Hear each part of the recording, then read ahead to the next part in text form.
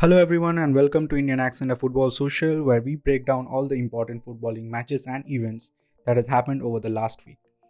Last week's how to buy tickets for Qatar World Cup 2022 was the most popular video of our channel. So thanks all of you for all the support that you've given us, and we are extremely excited to bring you the next part of this series, that's the stadiums. We're gonna cover the stadiums in depth, how they look, where they're located, what sort of architectural inspiration they are made from, and in general, how beautiful the stadiums are. Now, it's common knowledge that Middle Eastern cities like, let's say, Dubai, Qatar, Sharjah, these have been impressing the whole world by the architecture and the design of the buildings that they have made over the years. So, the stadiums that they have made this time are in no way different. We're going to be covering all of these in the next few minutes, so stay put and enjoy the engineering marvels that the stadiums have been built on. Before moving on to the actual video, please drop a like by the end of it if you like it. And we noticed last week that 40% of our watchers have not subscribed to the channel yet. So please guys, please subscribe to our channel. We are a new channel, so a subscription goes a long way. Without any further ado, let's get started.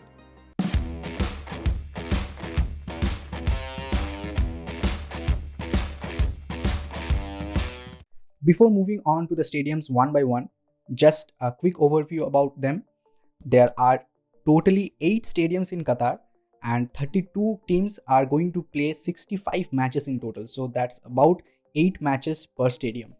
The opening match is going to be played at Al Bayt Stadium, which has around 60,000 seats.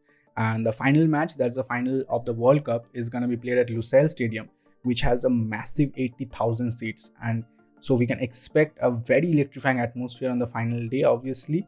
So if anyone here listening hasn't applied to their tickets yet, please guys, I can't impress upon this more that the most important thing that you can do right now to experience a World Cup match live is to apply for the tickets. If you don't know how to apply for them, or if you want to know more about the categories and the types of the tickets available, please click on the I button above. We have our first part of this series, that's how to buy your tickets for Qatar World Cup. So please watch that. So coming to the stadium locations, as you can see, all the stadiums are almost near to each other, right? Except the Al Bayt Stadium, which is around 50 kilometers Doha. Other than that, all the stadiums are close together, so you won't have any problems in transportation. We are gonna be coming up with another video that will describe all the travel options and all the stay options that you can opt for when you go to Qatar. So coming to stadium number 1, that's the Al Bayt or the Al Khor Stadium, where the opening match of the World Cup is going to take place. So as you can see from the picture, the stadium actually takes its name from Bayt al-Shar, that are the tents that were historically used by nomadic people in the Qatari and the Gulf region. The Qatar government is promising that fans will have never seen anything like it. The stadium that has been made over 4 or 5 years, it's very beautiful. It has 60,000 seats, so that's going to be a very good atmosphere. Also welcomes guests from far and wide, entertaining them and inviting them to experience the country's traditional culture. So the town that this stadium is located is known as Al Khor. That's around 40 kilometers north of Doha, and the city has been famous for pearl diving and fishing. And these were actually the charms that tempted traditionally desert-dwelling people to the coast. The official website also says that after this tournament, like you see in the design, this stadium is actually portable, guys. So the upper tier of this design setting will be removed following the World Cup and will be given to developing nations that need sporting infrastructure, and will serve as a lasting reminder of Qatar's generous spirits. This stadium is going to host 5 group matches, including the opening match, 1 round of 16 match, 1 quarter-final and 1 semi-final.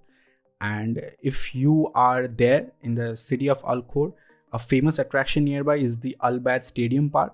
And also, as I already mentioned, the city is famous for pearl diving and fishing, so you can opt for these sports as well. Now moving on to the second stadium, that's the Al Janoub Stadium, that has around 40,000 seats. And please let us know in the comment section, guys, that in your mind, what shape does this represent? because the official statement is that this is inspired by the traditional dhow boats that were used in the Gulf waters previously. And this stadium is not a new stadium. It has already hosted some games like the Amir Cup 2019. The final was hosted here. And also, as you guys approach the stadium, you'll be greeted by the beautiful parkland that's in and around the stadium, and obviously the elegant architecture of it. There's also many other things to do before and after the matches. You can take a stroll along the waterfront, buy unique local wares at the zoo, or discover the arena's rich history at the museum that's along with it. And it's just not for the visitors overseas who are going to enjoy this, because this stadium is now accompanied with a school, a wedding hall, cycling, horse riding and running tracks, restaurant, marketplaces, gyms and whatnot. And as you can see from the map on the screen, it's just 25 kilometers from Doha. So that's not a lot of distance, and I hope that you can reach there by the public transport systems, the metros, the buses that the Qatar government has developed specifically for the FIFA World Cup. Right now, coming to your screen is the stadium number 3. That's the Ahmed bin Ali Stadium that has 40,000 seats and is home to the Al Rayyan Sports Club. And this is also not a new stadium. This has hosted many other matches before. It is built on the same venue and incorporates symbols of Qatari culture into its spectacular undulating facade. The facilities surrounding the stadium will also mirror the country, and the country means here that the sand dune-shaped structures that recall the beautifully wild lands to the west. Also, according to the map, it is around 25 kilometers from Doha and is located on the edge of the desert. So if people are going there just not to watch a football game live, you can also stay there, stay in and around the stadium. You can take a tour of the area and it will be a very good trip for you too. Next in line, guys, is the Khalifa International Stadium. Just by again looking at the picture, I am simply awestruck by it. This is actually the oldest stadium among all the stadiums that are going to be used for the FIFA World Cup. It was built in 1976 in Al Rayyan, and it has long been the cornerstone of the country's sporting tradition and its gateway to the promising future. This 40,000 seat arena already has an illustrious hosting history, guys. So this is not the first time that a match is going to be played there. It has previously hosted the Asian Games, the Arabian Gulf Cup and the AFC Asian Cup, among many others. Over the years, it has obviously become a worthy ambassador of the Middle East, symbolizing sporting excellence in all its forms. For people in Qatar and the region, this stadium is an old friend because it has been there for many years and is a familiar face that brings communities together. The arena itself has undergone some changes. It now boasts a very modern shape, dual arches that represent the continuity and embracing fans from all over the globe. Inside the stadium, the seating area is also protected from the elements by a canopy, and further climate control is delivered by advanced cooling technologies. Also, this stadium is just 10 kilometers from Doha and is located at the center of all the 2022 venues. So it takes advantage of the unique geography of the region and also the advanced transportation system that the Qatari government has put in place just because of the World Cup. Stadium number 5, guys, on your screen right now is the Education City Stadium. On first listen, the name seems a bit weird, but the name has its reason, because the landscape around the stadium is actually dotted with leading universities where cutting-edge research is conducted and academics inspire the students to be at their best. And the whole area, the home of Qatar Foundation for Education, Science and Community Development, buzzes with innovation and a determination to make the FIFA World Cup a catalyst for social and human development. That's why the name. Also, this stadium is around 7 to 10 kilometers from the bustling city of Doha.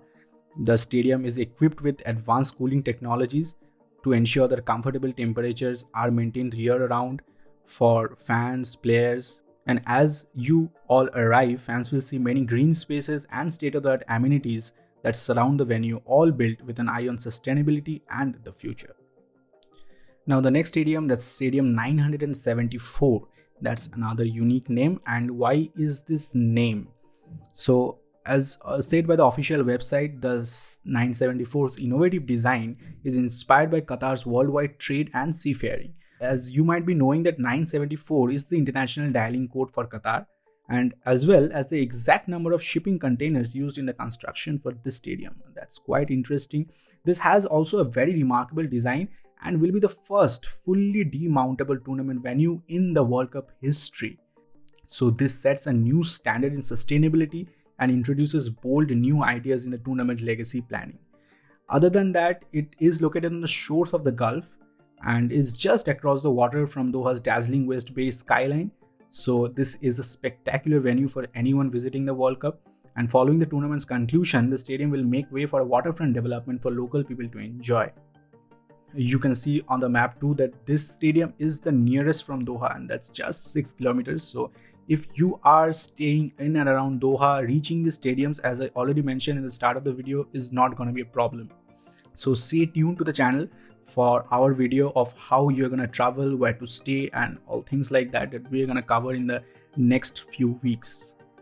The next stadium on our list is the Al Thumama Stadium.